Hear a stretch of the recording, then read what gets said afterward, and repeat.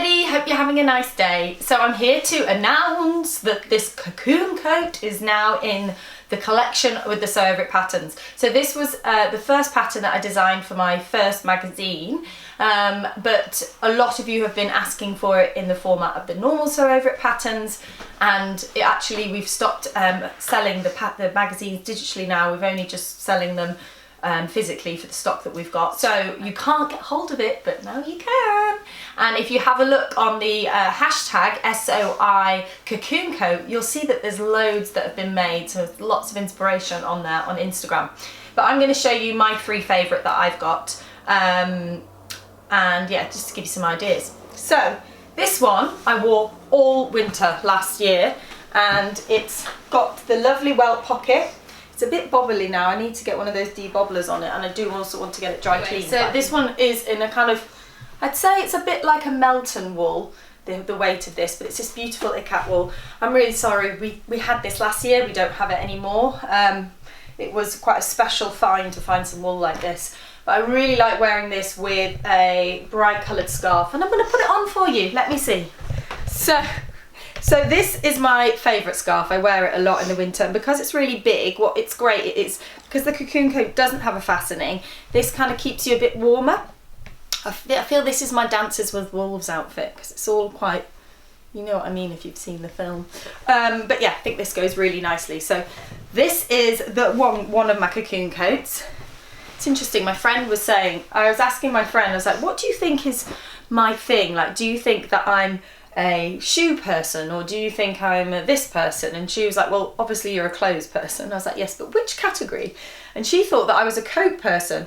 And it's funny, I never thought that I was, but then when I look at the coats that I do have a lot of coats, because for me a coat, you know, just having one winter coat isn't enough, because it doesn't go with every outfit. So it's a good thing that I've got 3 Cocoon coats.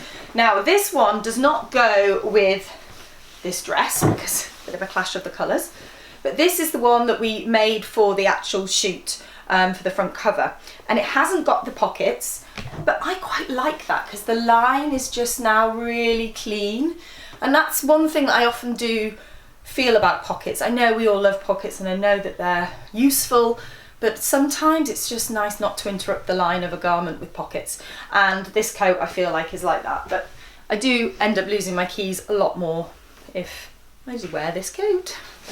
And then I usually wear it with this, just to kind of pop that lilac colour. And then I've got a little white beret as well that I wear with it as well. So yes, this is the number 2 Cocoon coat. And then the next one is, we call it the Pink Monster in the shop. Now I didn't wear this last year because it was in the shop the whole time, and I was also a bit worried about it being too loud. But oh no, this year is going to be the year that I wear this. People are going to be on the tube and like probably coughing from the fluff that I'm giving off. Now this fabric is mohair. I think it's a blend of mohair and wool. It was incredibly expensive. It was from Meissen, and I think was it Meissen? Yeah, it was Meissen. And I think it was about £60 to £70 a metre, so it was very expensive. But Julie made the sample, and I knew that she'd make it beautifully, which she has. Has got the welt pockets in this one. And obviously it does add volume to you. Volume, I feel like I need to have big hair when I wear this. But it's fab, isn't it? So fab. I feel like this is very Carrie Bradshaw. So we've got Dances with Wolves. We've got sort of more on the Balenciaga kind of Cocoon coat vibes, and then we've got Carrie Bradshaw. I won't be wearing it with Malone Blahniks though, because I can fit about 3 toes into those shoes, and I can't bring myself to spend that much money on shoes. Anyway, so yeah, this is another version, but I think it's quite nice to see the different versions in completely different fabrics, because it does look very different, and I think it looks very sophisticated and chic in a kind of plain Melton wool, like the lilac one. I think it's very wearable in the kind of ikat wool, and then this is really wow for, you know, a wow day.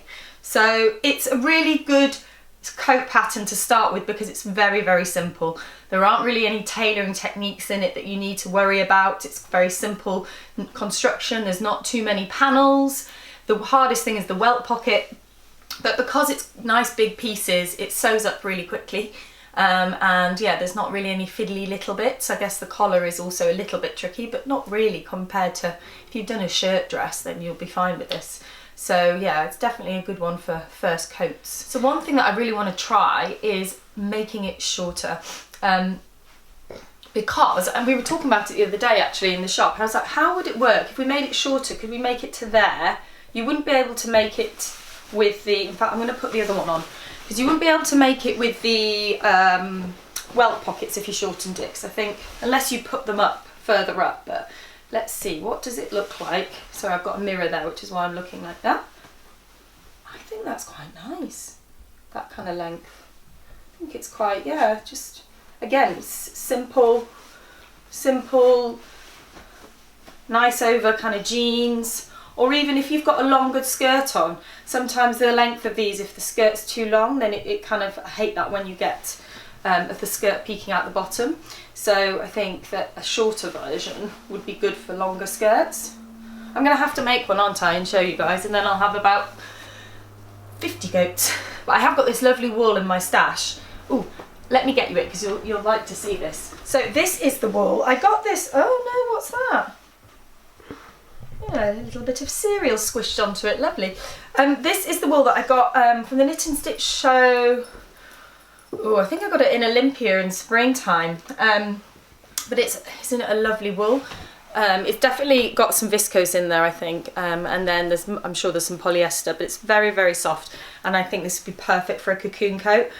But I don't know if I might want to make a long one in that, I don't know. So yeah, I'm going to cut that out soon. I've basically made a pile of fabrics that are in my sewing room that I am going to work my way through. I feel like I've got my Sojo back. It's definitely been gone for a bit, and I feel like now I just want to make up loads of things out of the fabrics that I've got without bringing any more home. So I am going to definitely make up something. But yeah, maybe I'll make up a short one in another fabric. Anyway guys, you're getting loads of vlogs this week. So the vlog that went up on Monday was meant to go up on Friday, but it went up on Monday instead. Then this should be coming out on Wednesday, and then on Friday this week I'm going to be showing you my makes. So you'll be seeing lots of me this week, guys. I hope that's okay. See you soon. Bye.